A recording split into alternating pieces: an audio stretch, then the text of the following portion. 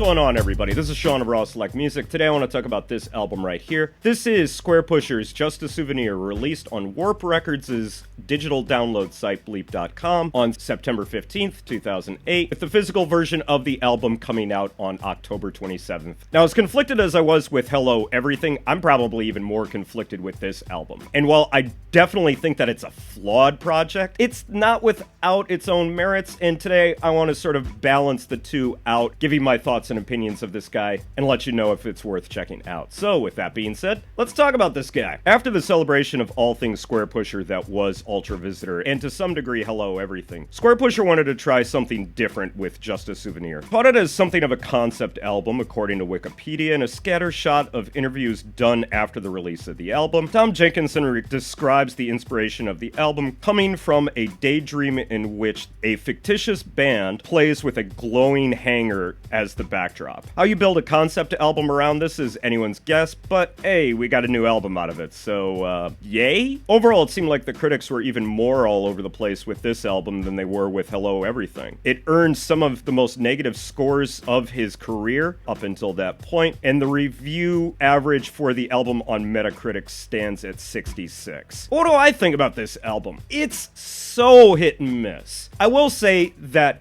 I like the idea that Squarepusher was trying out something new with this project. I like the fact that he was really trying to explore this full band sound. I like the fact that there's a much greater focus on melody with this project, and there's some actually pretty cool, cheery little tunes on this thing. Like all Squarepusher projects, it starts off great. Startime 2 has an absolutely infectious, catchy melody, and feels like a perfect example of what Squarepusher's music would sound like if you ran it by a live band as opposed to doing something that was more electronic sounding. And a lot of the complaints that I had with the more sort of preset fucking star sounds of Hello Everything don't seem to show up here, and it seems like there's a little bit more attention being paid to the overall aesthetic quality of the synth sounds, not only on this track, but on the album in general. So, Startime definitely starts things off promisingly enough, and the follow-up track right after it, keeping in trend with a lot of Squarepusher releases, is a great follow-up to that first track, and the coat hanger may just be the poppiest thing that he had released up into that point, and it's just as infectious as the first song on here. Planet Gear turns into something of a psyche, fuzzed-out, pseudo-drill and bass workout, and is definitely one of the more aggressive and up-tempo tunes on here that I think really, really works, and it is a late album highlight. I really do dig this track, and I think, if memory serves me right, it was one of the songs used in promotion of this album, and I think it works because it really gives you the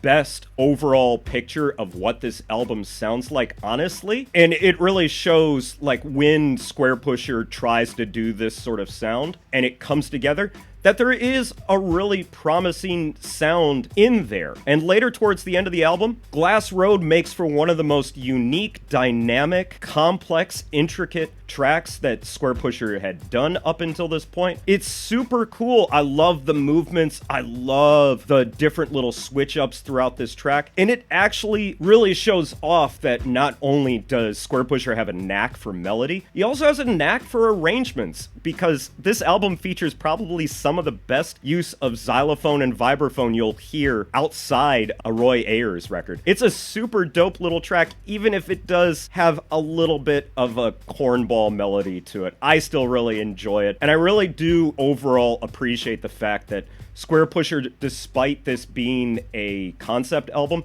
doesn't really seem to be taking himself that seriously. So that whole playful, irreverent aspect of this album, I really enjoy. But oh god, this album sounds like ass. For one thing, the drums are super thin and super tinny and really detract from the overall enjoyment quality. If you had qualms with the snare sound of an album like Metallica's Saint Anger and you're willing to forgive this, I don't know how you can.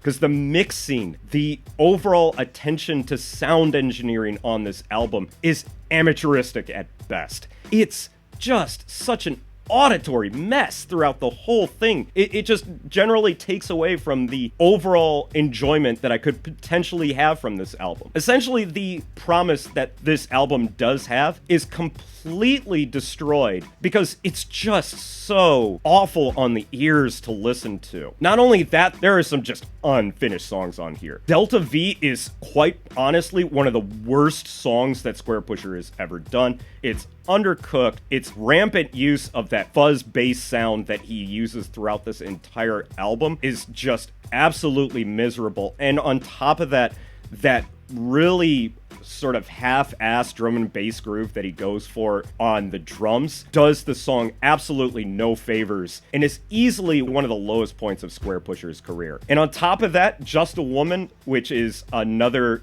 track that it seems like Squarepusher is going in more of a pop direction, is one of the most baffling songs I think he's ever put out in this sort of vein. It just doesn't work. It's kind of cheesy and kind of quirky, and like I said, you can't really take it all that seriously, but it just doesn't do anything for me. And the rest of the album really isn't offensive. A lot of the tracks are just sort of on the spectrum of, okay, that's not that bad, to, oh, you know, that's kind of interesting. But none of those tracks can distract you away from the fact that just how terrible this album sounds. That's really, to me, the reason that I lost interest in Squarepusher's music for so long, is it just became a chore to listen to his records. And while I still say that his next album is far more of a chore to listen to, I was really not on board with this trend of mixing and sound engineering and mastering that came up on Hello Everything, this album, and the one that followed it. So it's a bit of a mixed bag. I do think that some of the melodies are really cool. I like the fact that he was stretching out into new territory. For what it's worth, you can say that this is definitely an extremely unique project in Squarepusher's catalog, and it definitely seems like he's trying out some new ideas. It's just ultimately bogged down by some baffling mastering and sound engineering and production choices, and the persistent use of fuzz bass throughout the album that ultimately detract from what could have been a much better listening experience. I don't hate this album as much as I originally thought I did. When I went back and listened to this album before I did this review, I actually found that I enjoyed it, or had come to terms with it a lot more than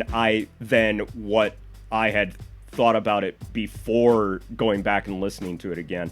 Yeah, that was clumsy, but, well, we'll stick with it. So yeah, it's a mixed bag of an album. I don't really have that much else to say about it. So with that being said, let's get into that tier list. And I don't have to think about this one that much at all. Yeah, this guy is definitely going in the C tier. So, not a terrible album, not a great album. It's just another, like, if you're looking for a Squarepusher curiosity and kind of wanted to hear him stretch himself out into some new territory, yeah, you might want to give this one a shot. But ultimately, there are so many other albums in Squarepusher's catalog that I'd recommend before you check this guy out. But as much shit as I've talked about this record, the next one, yeah, I don't really have a whole lot of pleasant things to say about that guy. But with that being said, so that's going to be it for me today, guys. Thanks as always for watching. If you've listened to this album for yourself, please let me know what you thought about it down in the comments. If you want to hear this album for yourself, please head over to my WordPress blog, because that's where you can check out any of the albums that I talk about on this channel. Make sure you're here for Live from the Record Room, my weekly DJ live streams, where I play records like the ones that I talk about in these videos, as well as a whole host of other records that I have in my collection that I don't get a chance to talk about on this channel. And make sure you follow me on Twitter. There you can see announcements for whenever I post a new blog post, or if you want to find out when I am going live for Live from the Record Room. Links to everything, as always, down in the description. But that's going to be it for me today, guys. Thanks as always for watching, and I will catch you in the next video. So until then, peace out!